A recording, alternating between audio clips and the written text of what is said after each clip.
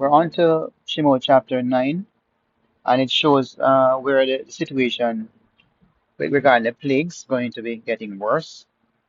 And we're going to see where the Creator is going to target some critical aspects of the Egyptian economy, their health and their climate and the animals. And we're going to see how the decision made by the leaders, how the people respond to the warning, and how much mercy is extended. So I'll read from verses 1 through to 7. And it says, And the Creator said to Moshe, Go into Pharaoh and speak to him. Thus says the Creator, Elohim of the Hebrews, Let my people go so that they serve me. For if you refuse to let them go and are still holding them, see, the hand of the Creator is on your livestock in the field, on the horses, on the donkeys, on the camels, on the cattle, and on the sheep, a very grievous pestilence. The Creator shall separate between the livestock of Israel and the livestock of Mizraim, and let no matter die of all that belongs to the children of Israel.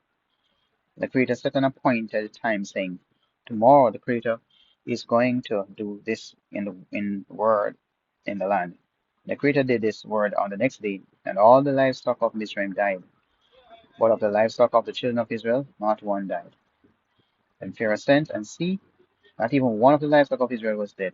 For the heart of Pharaoh was hardened, and he did not let the people go. So that's the livestock plague, and that's that's another harsh one for them. I noticed that the verse actually starts with "Let my people go," and it mentioned the Elohim of the Hebrews. From time to time, we read and we see the Elohim of Israel, but in this particular chapter, we're seeing Elohim of the Hebrews, right? Um, and they are called so that they serve me, right? Um, it is Israel that is to serve the Creator and not Pharaoh. The command is clear that they are required for worship, and it's not really a vacation thing that should be looked down on and seen in a light manner. And of course, there are the consequences. Verse 2 tells the consequence for continuing to hold on to them, and it's a fair warning. And so anything that happens after this is not going to be in the form of a surprise attack, but it's going to be from the hand of the Creator. I think it's verse 3 that says, See the hand of the Creator. In Hebrew, I was reading, it says, the Ine Yad Yashim, so that was the hand. And just imagine the Creator coming down with his hand and going hard on Egypt's livestock, right? And before he does that, he sets apart his people, ensure that they are protected. And I would call it a sharp line is drawn between Israel and Mizraim. And even when it comes to animals, can you imagine?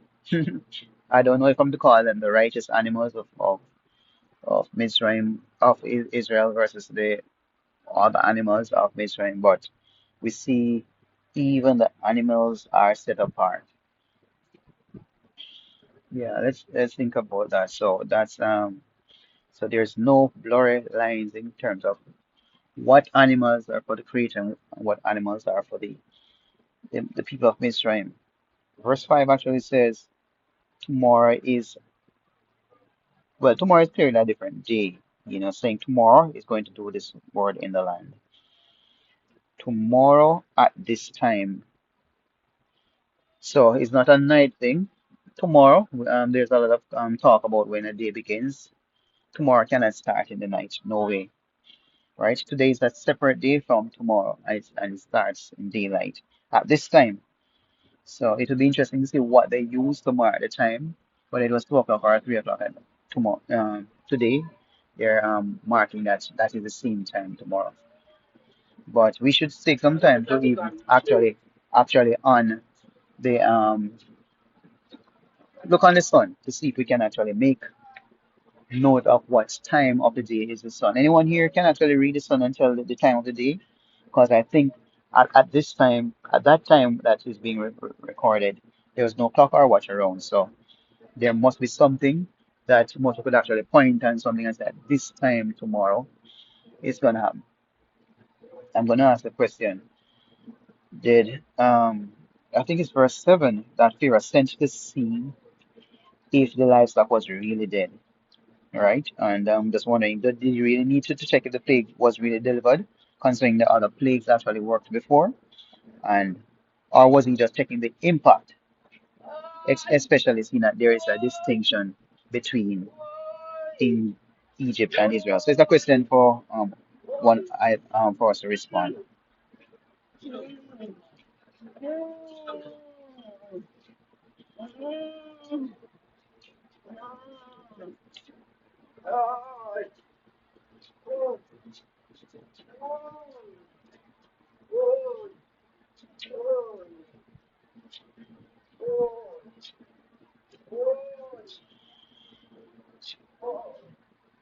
All right.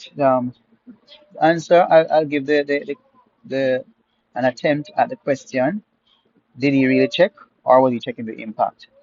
You see where there were clear warnings and precise timing, and well-established distinctions were made. So, uh, Theory is actually treating this like data to verify, right? Not anything serious, and he wasn't checking in terms of it was not something that came to him as like a truth to obey, right? So, obviously, he needed to be softened more. I am going to read verses 8. Is Brother Peter there to help me with verses 8 through to 12? I'm having also some challenges in the background, so if I could get help with reading verses 8 to 12, would really appreciate it.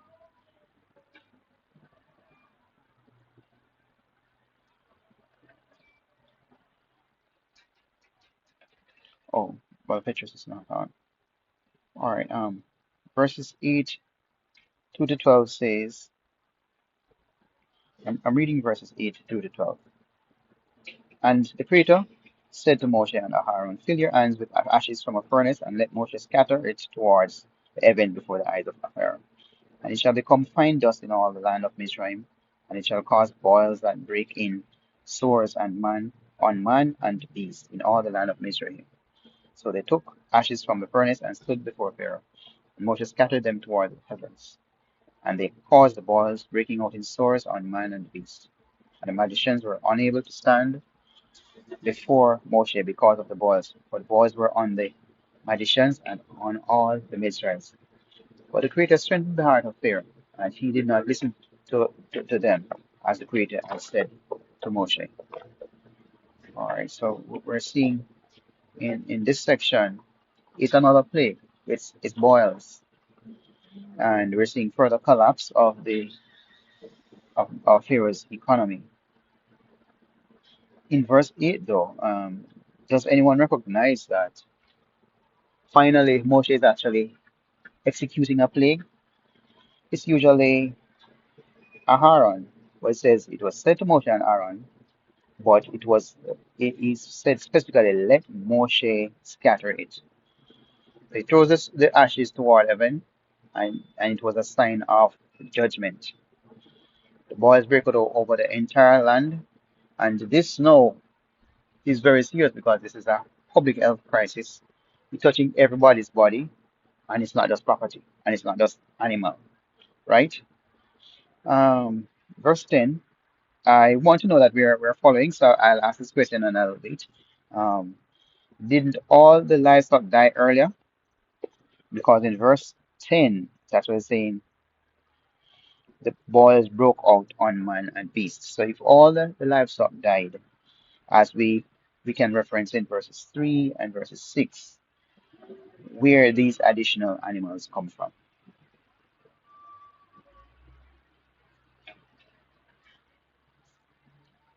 Anyone can attempt? I have my three sisters on. I don't really want to call any name, as this is a recorded event and I didn't get permission to do so. So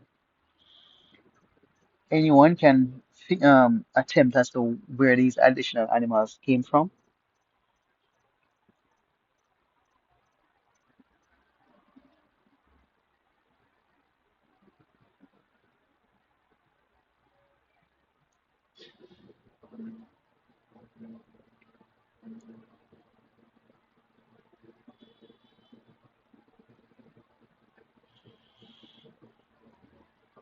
All right, continue. And I was thinking though, these animals, these additional animals, it could be that these animals were preserved or sheltered either by the Israelites or by people from the land of Mizraim who maybe feared the Creator and were preserving their animals in shelters. So not every animal was exposed in the same way, right? In verse 11, we see even the magicians were affected. They couldn't stand up, so the boys, I don't know where the boys were, was on what part of their body or just their arms, but they couldn't stand up or they had to stand wide. And it shows that, everything is collapsing. If the technical specialists that Pharaoh relied on can't advise because they are subject to the same punishments, then it's only the end that is showing. And yet still, in this, verse 12 says, Pharaoh hardened his heart, right? And, the story is becoming more unbelievable for me because how can someone go through so much and see his people or his economy go through so much and still hold on with arrogance and pride? This leader, he maintained his position, Pharaoh. Um,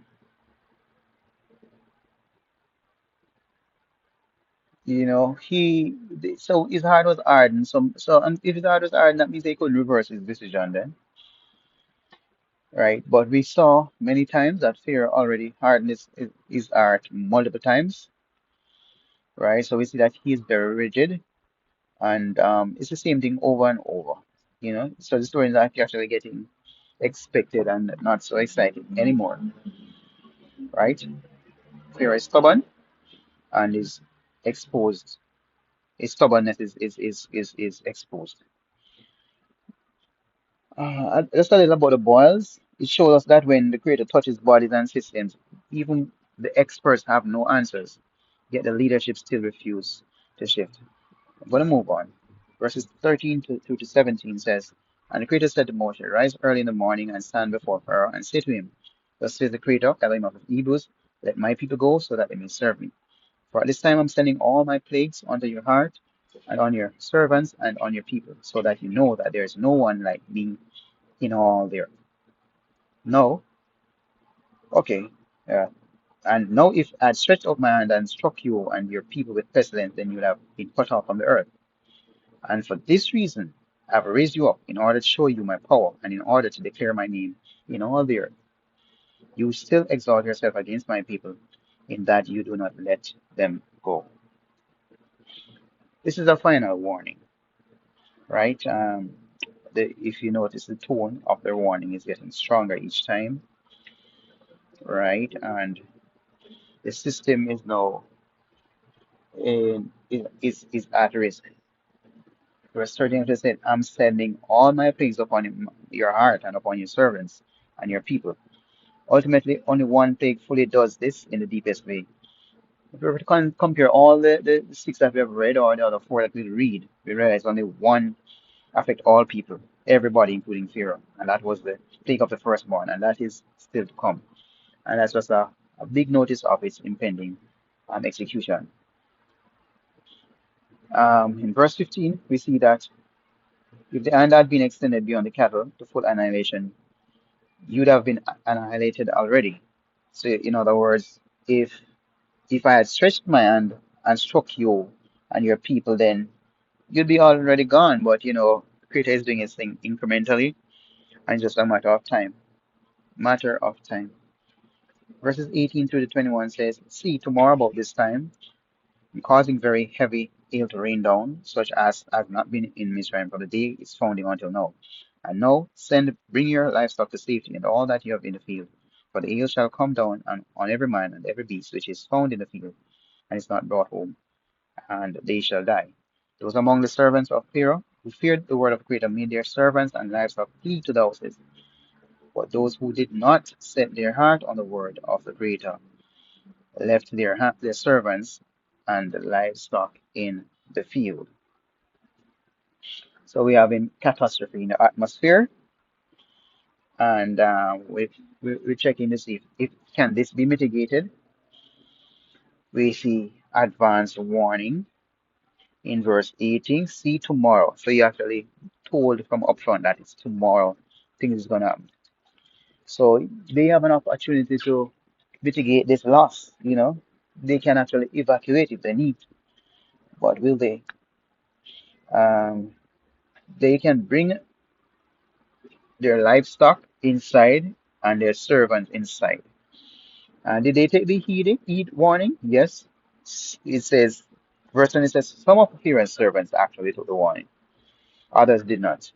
I would ask why, but I realize I'm not getting so much feedback this evening, right? But please free to share if um, there is any insight as to why some officials responded compliant and some did not, right? So we see fear can lead to either running away from the Creator or running toward obedience and survival. I think it was there. It says, and verse 20, and the livestock made their servants and livestock flee to the house. So they fled. Those who really realized the government and the weight of this risk, they fled. And I believe that this is out of fear, running away from the Creator, or it could be out of fear, running towards the Creator due to obedience or for survival. So in this scenario, I'm seeing where the disaster is not just imposed, but people are given choices, and they heed the warning and live, or ignore it and lose. Nobody wants to lose.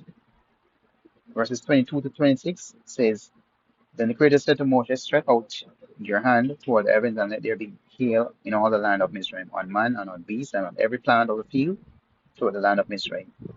Moses stretched out his rod toward the heavens, and the Creator sent thunder and hail, and fire came down to the earth, and the Creator rained hail on the land of Mizraim. Thus there came the hail and fire flashing continually in the midst of the hail, very heavy, such as had not been in all the land of Mizraim since it became a nation. And the hail struck in all the land of Mizraim, all that was in the field, both man and beast. And the hail struck every plant of the field and broke every tree of the field. Only in the land of Goshen, where the children of Israel were, there was no hail. So we see the details here of an electrical storm, and it is compounded with hail, and it eventually destroyed the infrastructure, right? The crops, the trees, the people, animals in the field, environmental damage. Um, we saw specifically that there would be no hail on Goshen, and when you look at the damage, it's very significant. Flaming within air is not something you can expect. Ice and cold don't work together. It's either the ice gonna out the cold, the fire, or the fire gonna out the ice. So that's a miracle within a miracle, and none could extinguish the other. We see when this was being told, it said that at this time tomorrow, right? And we have seen this more than once at this time tomorrow, right? So we already looked at it, the idea of no wristwatches, no clocks, and them having the sunlight. The creation itself becomes a weapon and a witness, yet it is carefully aimed, sparing the covenant people. So with all this that was happening, the covenant people in Goshen, they were protected, and the Creator always protects his people. All right. Verses 27 through to 30 says, Pharaoh then sent and called for Moshe and for Aaron and said to them, I have sinned this time. The Creator is right to send my people, and I am wrong. Pray to the Creator, for there has been enough of the thunder and the hail of Elohim, and I am letting you go so that you stay no longer. And Moshe said to him, as soon as I go out of the city, let me spread out my hands to the Creator. Let the thunder cease and hail be no more, so that you know that the earth belongs to the Creator. But as for you and your servant, I know that you do not fear before the Creator. So I'm seeing a temporary admission of fault here. Here is saying, I have sinned. I don't know if it's genuine, but he said it. This is Christ's bargaining behavior. So Maybe he just really wants to get out of this again, just like another child forgetting his wrong and always wanting having his own way. We've seen this pattern before. He is saying, it is enough. And he wants relief, he wants transformation. And eventually we saw a schedule to end the storm.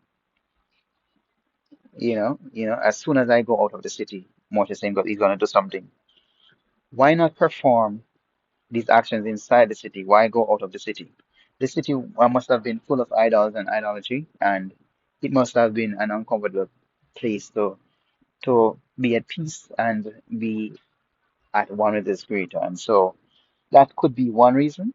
We'll research to see if there's any other reason why Moshe actually left the city, right? In 30 we see, I know that you do not yet fear the creator. So Moshe actually know that he's up to his dirty old tricks. You still do not fear. And he knows that once the pressure is gone, Pharaoh's heart will return to its default setting. So in crisis, sometimes the words people say are cheap because we just get out of the trouble. But what matters is what remains after the storm stops. I'm going to read the final few verses from verses 31 to the end. And it says, And the flax and the barley were struck, for the barley was in the head, and the flax was in the bud. But the wheat and the spelt were not struck, for they were late crops. Moshe went out of the city from afar and spread out his hands to the Creator. And the thunder and the hail ceased, and the rain was not poured on the earth.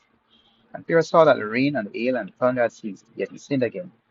And he hardened his heart, he and his servants. And the heart of Pharaoh was strengthened, and he did not let the children of Israel go, as the Creator had said through Moshe. So, we're seeing here the flax and the barley were struck, right? So because the barley was in the so that in other words, it was already up. We see also the wheat and the spelt, and these are what we can make bread.